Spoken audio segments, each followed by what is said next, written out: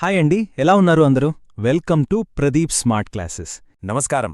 ఆర్జీయూకి అంటే Rajiv Gandhi university of knowledge technologies మనకు బాగా తెలిసిన పేరు ఐఐటి బాసరా. ఇప్పుడు కొత్తగా మహబూబ్ నగర్ క్యాంపస్ కూడా వచ్చింది. ఈ రెండు క్యాంపస్లలో అడ్మిషన్ల కోసం ఎంతో ఆశగా ఎదురుచూస్తున్న విద్యార్థులకు, వాళ్ళ తల్లిదండ్రులకు మనస్ఫూర్తిగా స్వాగతం పలుకుతున్నాను. మీరు సరైన చోటుకొచ్చారు. ఎందుకంటే ఈ ఒక్క ఎక్స్ప్లెయినర్లో నోటిఫికేషన్ ఎప్పుడొస్తుంది దగ్గర్నుంచి మీ సీటు కన్ఫర్మ్ అయ్యేంతవరకు ప్రతి ఒక్క విషయాన్ని, ప్రతి చిన్న సందేహాన్ని కూడా వదలకుండా మీకు సులభంగా అర్థమయ్యేలా వివరించబోతున్నాను. సరే, మరి ఇంక ఆలస్యం ఎందుకు, పదండి పూర్తి వివరాల్లోకి వెళ్ళిపోదాం.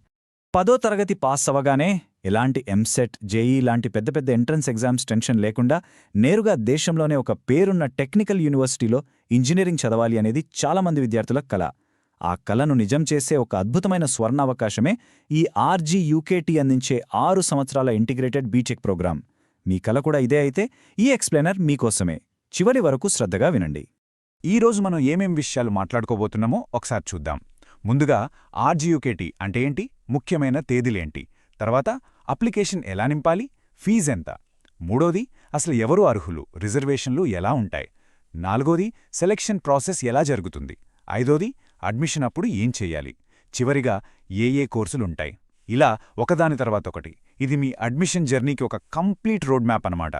సరే, మొట్టమొదటిగా మనం అసలు ఆర్జీయూకేట్ అంటే ఏమిటి, దాని ప్రత్యేకత ఏంటో తెలుసుకుందాం. ఆ తర్వాత ఈ అడ్మిషన్ ప్రాసెస్లో మీరు ఒక్క క్షణం కూడా మర్చిపోకూడని అతి ముఖ్యమైన తేదీలు అంటే ఇంపార్టెంట్ డేట్స్ ఏంటో చూద్దాం. ఒక్క మాటలో చెప్పాలంటే ఈ టైమ్లైన్లో ఒక్క తేదీ మిస్ అయినా మీరు ఒక విద్యా సంవత్సరం కోల్పోయే ప్రమాదం ఉంది. కాబట్టి చాలా చాలా శ్రద్ధగా వినండి. ఆర్జీయూకేటీ అందించేది సాధారణమైన 4 ఏళ్ల బీటెక్ కోర్సు కాదండి. ఇది చాలా స్పెషల్. ఇదొక 6 సంవత్సరాల ఇంటిగ్రేటెడ్ ప్రోగ్రాం. అసలు ఇంటిగ్రేటెడ్ అంటే ఏంటి అంటారా? సింపుల్గా చెప్పాలంటే మీరు 10వ తరగతి పాస్ అయిన వెంటనే నేరుగా ఇందులో చేరిపోతారు. మొదటి 2 ఏళ్లు ప్రీ యూనివర్సిటీ కోర్స్ అంటే పీయూసీ ఉంటుంది. ఇది మన ఇంటర్మీడియట్ ఎంపీసీకి సమానం అన్నమాట. ఈ 2 ఏళ్లు విజయవంతంగా పూర్తి చేశాక మళ్ళీ కొత్తగా ఏ ఎంట్రన్స్ ఎగ్జామ్ రాయాల్సిన పని లేకుండా మీ పీయూసీలో వచ్చిన మార్కుల ఆధారంగానే నేరుగా 4 ఏళ్ల బీటెక్ కోర్సులోకి అడుగుపెడతారు. దీనివల్ల విద్యార్థులకు టెన్షన్ తగ్గుతుంది, సమయం, డబ్బు ఆదా అవుతాయి. అన్నింటికన్నా ముఖ్యంగా ఇంజనీరింగ్ చదువుకు కావాల్సిన బలమైన పునాది మొదటి రోజు నుండే పడుతుంది. ఇప్పుడు ఈ తేదీల్ని మీ క్యాలెండర్లో మార్క్ చేసుకోండి, లేదా ఒక నోట్బుక్లో జాగ్రత్తగా రాసుకోండి. మార్చ్ 16న అఫీషియల్ నోటిఫికేషన్ రిలీజ్ అవుతుంది. మార్చ్ 18 నుండి ఆన్లైన్ అప్లికేషన్లు తీసుకోవడం మొదలుపెడతారు. ఇక అందరికన్నా ముఖ్యమైన తేదీ మే 10. దీన్నే రెడ్ మార్క్తో సర్కిల్ చేసుకోండి. ఆన్లైన్లో అప్లై చేయడానికి ఇదే చివరి తేదీ. ఒక్కరోజు ఆలస్యమైన అప్లికేషన్ తీసుకోరు. ఇక స్పెషల్ కేటగిరీ అంటే physically handicapped PH, children of armed personnel CAP, NCC, sports quota కింద అప్లై చేసేవాళ్ళుంటారు కదా, వాళ్ళు ఆన్లైన్లో అప్లై చేశాక ఆ ప్రింటెడ్ అప్లికేషన్ని అవసరమైన డాక్యుమెంట్స్తో కలిపి పోస్ట్ చేయాలి. అలా పంపించడానికి చివరి తేదీ మే 20. మే 30న తాత్కాలికంగా ఎంపికైన విద్యార్థుల జాబితా అంటే ప్రొవిజనల్ లిస్ట్ రిలీజ్ చేస్తారు. చివరిగా జూన్ 5న ఫేజ్ 1 కౌన్సిలింగ్ అంటే సర్టిఫికెట్ వెరిఫికేషన్ మరియు అడ్మిషన్ ప్రాసెస్ ఉంటుంది. ఈ తేదీలు చాలా చాలా ముఖ్యం. ఓకే, ఇంపార్టెంట్ డేట్స్ తెలిసే కదా. ఇప్పుడు అసలు ఆన్లైన్లో అప్లికేషన్ ఎలా సబ్మిట్ చేయాలి, దాని స్టెప్ బై స్టెప్ ప్రాసెస్ ఏంటి, దానికి ఎంత ఫీజు కట్టాలి అనే విషయాలు వివరంగా చూద్దాం. చూడటానికి ప్రాసెస్ పెద్దగా అనిపించవచ్చు, కానీ నేను చెప్పినట్టుగా ఫాలో అయితే ఇది చాలా చాలా సులభం. అప్లికేషన్ ప్రాసెస్లో ముఖ్యంగా 4 స్టెప్స్ ఉంటాయి. స్టెప్ 1, మీరు ఆర్జీయూకేటీ అఫీషియల్ వెబ్సైట్లోకి వెళ్ళి ఆన్లైన్ ఫామ్ను మీ 10వ తరగతి మార్కుల మెమోలో ఉన్నట్టుగా ఒక్క అక్షరం కూడా తప్పు లేకుండా జాగ్రత్తగా నింపాలి. స్టెప్ 2, ఫార్మ్ సబ్మిట్ చేయగానే మీకు స్క్రీన్ మీద ఒక అప్లికేషన్ ఐడి కనిపిస్తుంది. 1కి 10 సార్లు చెప్తున్నాను, ఇది చాలా ఇంపార్టెంట్. దాన్ని వెంటనే ఒక నోట్బుక్లో రాసుకోండి, ఫోన్లో స్క్రీన్షాట్ తీసి భద్రపర్చుకోండి. స్టెప్ 3, ఈ అప్లికేషన్ ఐడిని ఉపయోగించి మీరు అప్లికేషన్ ఫీజును ఆన్లైన్లోనే అంటే నెట్ బ్యాంకింగ్, డెబిట్ కార్డ్ లేదా క్రెడిట్ కార్డ్ ద్వారా చెల్లించాలి. దీంతో సాధారణ విద్యార్థులకు ప్రాసెస్ పూర్తయినట్టే.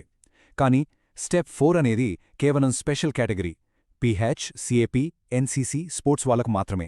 మీరు ఈ కేటగిరీకి చెందినవారైతే ఫీజు కట్టిన తర్వాత ఫైనల్ అప్లికేషన్ ఫామ్ని ప్రింట్ తీసి దానికి మీ స్పెషల్ కేటగిరీ సర్టిఫికెట్లను జతచేసి వాళ్ళు చెప్పిన అడ్రస్కు స్పీడ్ పోస్ట్ ద్వారా పంపించాలి. ఇప్పుడు మనం చాలా చాలా కీలకమైన విషయం గురించి మాట్లాడుకుందాం. దయచేసి శ్రద్ధగా వినండి. అప్లికేషన్ ఫామ్ నింపేటప్పుడు మీకు క్యాంపస్ ప్రాధాన్యత లేదా క్యాంపస్ ప్రిఫరెన్స్ అనే ఒక ఆప్షన్ వస్తుంది.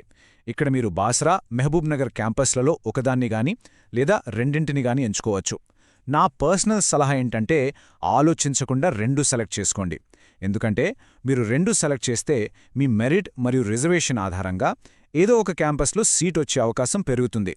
ఒకవేళ మీరు పొరపాటున కేవలం ఒకే క్యాంపస్, ఉదాహరణకు బాసరా మాత్రమే సెలెక్ట్ చేశారనుకోండి, అప్పుడు మిమ్మల్ని కేవలం బాసరా సీట్లకు మాత్రమే పరిగణిస్తారు. మీరు సెలెక్ట్ చేయని మహబూబ్ నగర్ క్యాంపస్లో సీట్లు ఖాళీగా ఉన్నా సరే మీకివ్వరు. ఇది చాలా పెద్ద నష్టం. గుర్తుపెట్టుకోండి, ఇదొక వన్ వే గేట్ లాంటిది. ఒక్కసారి సబ్మిట్ చేశాక క్యాంపస్ ప్రిఫరెన్స్ని మార్చుకోవడానికి ఎట్టి పరిస్థితుల్లోనూ వీలుండదు. కాబట్టి చాలా జాగ్రత్తగా ఈ నిర్ణయం తీసుకోండి. ఇక అప్లికేషన్ ఫీజు విషయానికొస్తే ఫీజులు కూడా చాలా రీజనబుల్గా ఉన్నాయి. తెలంగాణ రాష్ట్రానికి చెందిన ఓసీ మరియు బీసీ కేటగిరీ విద్యార్థులకు ఫీజు 500 రూపాయలు, ఎస్సీ మరియు ఎస్టీ కేటగిరీ విద్యార్థులకు కొద్దిగా తక్కువ, అంటే 450 రూపాయలుగా నిర్ణయించారు. ఇక గ్లోబల్ లేదా అన్ఫిల్డ్ సీట్స్ కేటగిరీ అని ఒకటుంటుంది. అంటే ఇతర రాష్ట్రాల విద్యార్థులు, ఎన్ఆర్ఐ లేదా స్పాన్సర్డ్ విద్యార్థులు ఈ కేటగిరీ కిందకొస్తారు. వీరికి ఫీజు 1500 రూపాయలుగా ఉంటుంది. ఈ ఫీజును ఆన్లైన్ పేమెంట్ గేట్వే ద్వారానే చెల్లించాల్సి ఉంటుంది. సరే, అప్లై చేసేద్దామనుకుంటున్నారు. కానీ అసలు మీరు అప్లై చేయడానికి అర్హులేనా? ఎలిజిబిలిటీ క్రైటీరియా ఏంటి? మీ కేటగిరీకి ఎన్ని సీట్లున్నాయి? ఈ సెక్షన్లో మనం ఈ 2 కీలకమైన అంశాల గురించి పూర్తి వివరంగా తెలుసుకుందాం. ఎందుకంటే అర్హత లేకపోతే మీరు ఎంత మంచి జీపీఎస్ సాధించినా ప్రయోజనం ఉండదు. అలాగే రిజర్వేషన్లు అనేవి మీ సీటు పొందే అవకాశాలను నేరుగా ప్రభావితం చేస్తాయి. మొదటిగా అర్హత అంటే ఎలిజిబిలిటీ. ఇది చాలా సింపుల్. మీరు 10వ తరగతి లేదా దానికి సమానమైన పరీక్షను మొదటి ప్రయత్నంలోనే, అంటే ఫస్ట్ అటెంప్ట్లోనే పాస్ అయ్యుండాలి. రెగ్యులర్ విద్యార్థిగా పాస్ అవ్వాలి. సప్లిమెంటరీ లేదా కంపార్ట్మెంటల్ పరీక్షల్లో పాసైన వాళ్ళు దీనికి అర్హులు కాదు. ఇక వయస్సు, ఏజ్ లిమిట్ విషయానికొస్తే ఓసీ కేటగిరీ విద్యార్థుల వయస్సు 18 సంవత్సరాలు మించి ఉండకూడదు. అదే ఎస్సీ మరియు ఎస్టీ కేటగిరీ విద్యార్థులకు వయోపరిమితిలో సడలింపు ఇచ్చారు. వాళ్ల వయస్సు 21 సంవత్సరాల లోపు ఉండాలి. ఈ వయసుని నోటిఫికేషన్లో పేర్కొన్న కటాఫ్ తేదీ నాటికి లెక్కిస్తారు. టీజీపీఎస్సీ పరీక్షల్లో అడగవచ్చు, ఆర్జీయూకేటీ ప్రవేశాలకు ఎస్సీ లేదా ఎస్టీ అభ్యర్థులకు గరిష్ట వయోపరిమితి ఎంత? సమాధానం గుర్తుపెట్టుకోండి, 21 సంవత్సరాలు. ఇప్పుడు స్క్రీన్ మీద కనిపిస్తున్న ఈ చార్ట్ చూడండి. ఇది సీట్ల రిజర్వేషన్ల పంపిణీ అని చాలా స్పష్టంగా చూపిస్తోంది. ప్రభుత్వ రూల్స్ ప్రకారం మొత్తం సీట్లలో 15% షెడ్యూల్డ్ కులాలకు ఎస్సీ మరియు 6% షెడ్యూల్ తెగలకు ఎస్టీ కేటాయించారు. ఇక వెనుకబడిన తరగతుల బీసీ విషయానికొస్తే ఇందులో బీసీఏకి 7%, బీసీబీకి 10%, బీసీసీకి 1%, బీసీడీకి 7% మరియు బీసీఈకి 4% రిజర్వేషన్ ఉంటుంది. అలాగే ఆర్థికంగా వెనుకబడిన వర్గాలకు ఈడబ్ల్యూఎస్కి 10% సీట్లు కేటాయించారు. ఇవన్నీ పోగా మిగిలిన 40% సీట్లు ఓపెన్ కాంపిటీషన్ లేదా అన్రిజర్వ్డ్ కేటగిరీ కింద ఉంటాయి. ఈ 40% సీట్లకు కులం, మతం, ప్రాంతం అనే తేడా లేకుండా కేవలం మెరిట్ ఆధారంగా ఎవరైనా సరే పోటీపడవచ్చు. ఇవి కాకుండా కొన్ని ప్రత్యేక రిజర్వేషన్లు కూడా ఉన్నాయి. ఇందులో అత్యంత ముఖ్యమైనది ప్రతి కేటగిరీలోనూ, అంటే SC, ST, BC, EWS, open ఇలా అన్నింటిలోనూ 33.33% అంటే 1/3 సీట్లను అమ్మాయిలకు ప్రత్యేకంగా కేటాయిస్తారు. ఇది విద్యార్థినులకు ఒక గోల్డెన్ ఆపర్చునిటీ. దీంతోపాటు దివ్యాంగులకు, పీహెచ్, సైనిక కుటుంబాల పిల్లలకు సిఏపీ, ఎన్సీసీ మరియు స్పోర్ట్స్ కోటా కింద కూడా హారిజాంటల్ రిజర్వేషన్లు ఉంటాయి. హారిజాంటల్ అంటే ఏమిటంటే, ఉదాహరణకు ఒక పీహెచ్ అభ్యర్థి బీసీఏ కేటగిరీకి చెందినవారైతే వారికి బీసీఏ కేటగిరీలోనే ప్రత్యేకంగా ఒక సీటు కేటాయిస్తారన్నమాట.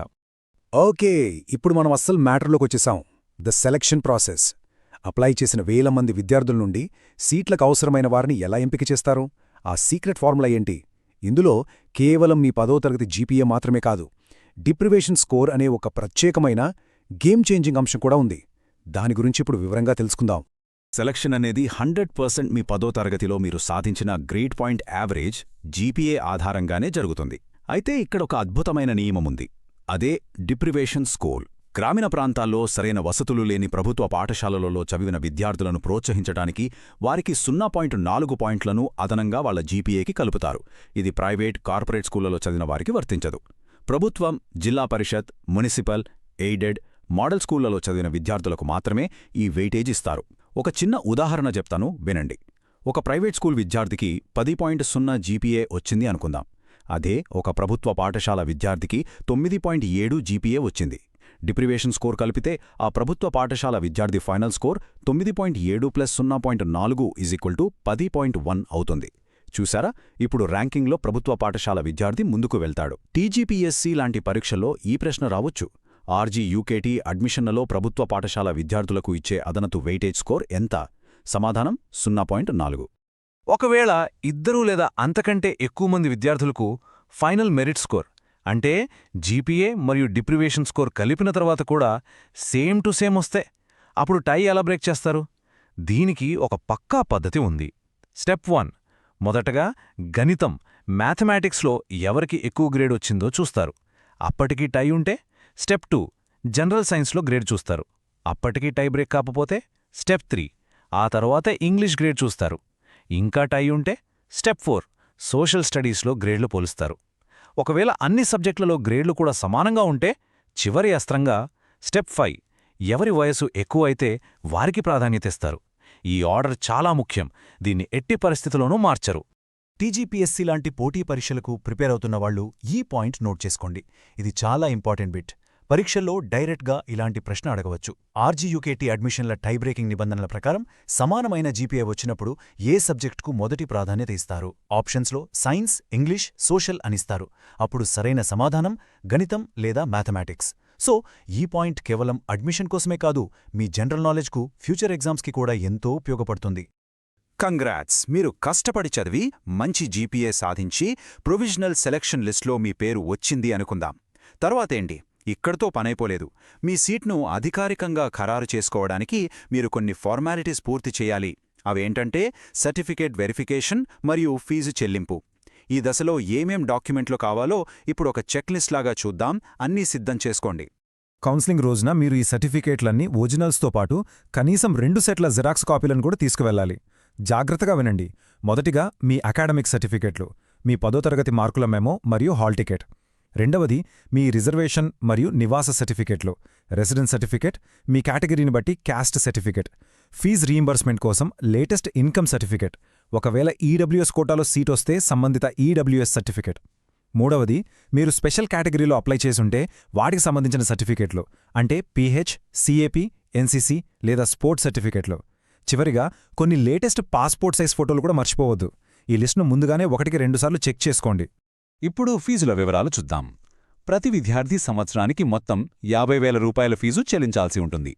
ఇందులో 45,000 రూపాయలు ట్యూషన్ ఫీజు కాగా మిగిలిన 5,000 రూపాయలు రిజిస్ట్రేషన్, మెడికల్ ఇన్సూరెన్స్ వంటి ఇతర ఫీజులన్నమాట. అయితే ఇక్కడ చాలామంది తల్లిదండ్రులకు ఒక గుడ్ న్యూస్. తెలంగాణ ప్రభుత్వ ఫీజు రియంబర్స్మెంట్ పథకానికి ఎవరైతే అర్హులుగా ఉంటారో అంటే మీ తల్లిదండ్రుల వార్షిక ఆదాయం ప్రభుత్వ నిబంధనల ప్రకారం నిర్దేశించిన పరిమితి కంటే తక్కువగా ఉంటే ఆ 45,000 రూపాయల ట్యూషన్ ఫీజును పూర్తిగా ప్రభుత్వమే చెల్లిస్తుంది. అలాంటి విద్యార్థులు అడ్మిషన్ సమయంలో కేవలం ఆ 5,000 రూపాయల ఇతర ఫీజులు మరియు కొంత కాషన్ డిపాజిట్ చెల్లిస్తే సరిపోతుంది. ఓకే, ఆల్మోస్ట్ మనం అన్ని విషయాలు కవర్ చేసేసాం. ఫైనల్గా ఈ 2 క్యాంపస్లలో ఏ ఇంజనీరింగ్ బ్రాంచ్లు అందుబాటులో ఉన్నాయి మరియు గ్లోబల్ కేటగిరీ లాంటి ఇతర కేటగిరీల వారికి అడ్మిషన్ ప్రాసెస్ ఎలా ఉంటుందో క్లుప్తంగా చూద్దాం.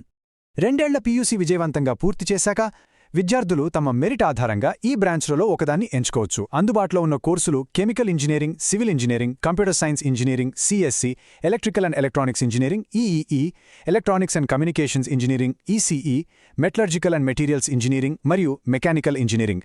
దాదాపు అన్ని ప్రధానమైన మంచి డిమాండ్ ఉన్న ఇంజనీరింగ్ బ్రాంచ్లు ఇక్కడ అందుబాటులో ఉన్నాయి. ముఖ్యంగా కంప్యూటర్ సైన్స్, ఈసీఈ వంటి కోర్సులకు ఎక్కువ పోటీ ఉంటుంది కాబట్టి పీయూసీలో మంచి స్కోర్ సాధించడం చాలా అవసరం. సరే, ఇప్పటివరకు మనం చర్చించుకున్న విషయాలన్నింటినీ ఒక్కసారి ఫాస్ట్గా రీక్యాప్ చేసుకుందాం. సో మీరు గుర్తుపెట్టుకోవాల్సిన 5 కీలకమైన అంశాలు. 1. ముఖ్యమైన తేదీలను, ప్రత్యేకంగా అప్లికేషన్ చివరి తేదీ మే 10ని అస్సలు మర్చిపోవద్దు. 2. క్యాంపస్ ప్రిఫరెన్స్ను చాలా తెలివిగా వీలైతే 2 ఎంచుకోండి, ఎందుకంటే అది మార్చలేరు. 3. మీ 10వ తరగతి జీపీఐఏ మీ సెలక్షన్ను నిర్ణయిస్తుంది. ప్రభుత్వ పాఠశాల విద్యార్థులకు డిప్రివేషన్ స్కోర్ ఒక వరం లాంటిది. 4. అవసరమైన అన్ని ఒరిజినల్ సర్టిఫికెట్లను ముందుగానే సిద్ధం చేసుకోండి. చివరి నిమిషంలో టెన్షన్ పడద్దు. ఇప్పుడు ఈ పూర్తి స్పష్టమైన సమాచారం మీ దగ్గర ఉంది. ఆర్జీయూకేటీలో మీ సీటును ఖాయం చేసుకోవడానికి మీ తర్వాతి అడుగు ఏంటి? వెంటనే అప్లికేషన్ ప్రాసెస్ మొదలుపెట్టడమా, లేక ముందుగా అవసరమైన డాక్యుమెంట్స్ అన్నీ సిద్ధం చేసుకోవడమా? మీ ప్రణాళికను ఇప్పుడే మొదలుపెట్టండి. మీ అందరికీ ఆల్ ది వెరీ బెస్ట్. ఈ వీడియో మీకు ఉపయోగపడితే లైక్ చేయండి. ప్రదీప్ స్మార్ట్ క్లాసెస్ యూట్యూబ్ ఛానల్ను సబ్స్క్రైబ్ చేయండి. బెల్ ఐకాన్ నొక్కండి. ఈ వీడియోను మీ ఫ్రెండ్స్తో అండ్ ఫ్యామిలీ మెంబర్స్తో షేర్ చేయండి. ధన్యవాదాలు. Thank you.